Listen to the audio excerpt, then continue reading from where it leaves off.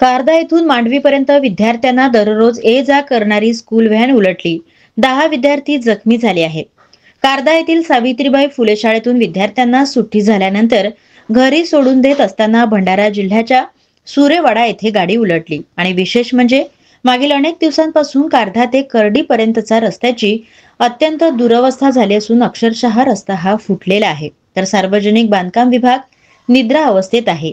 या मार्गावर दररोज अपघात होत आहेत. मारुती व्हॅन चालकाने खड्डे चुकवण्याचा प्रयत्न करत चालकाचे वाहनावरील नियंत्रण सुटल्याने सुरेवाडा येथील पुलावरून वाहन पुलाखाली कोसळले आणि यामध्ये जवळपास 10 विद्यार्थी जखमी झाले आहेत. त्यांना तत्काळ जिल्हा सामान्य रुग्णालयात हलविण्यात आले आहे. तर सध्या कुठलीही जीवितहानी झाली नाही.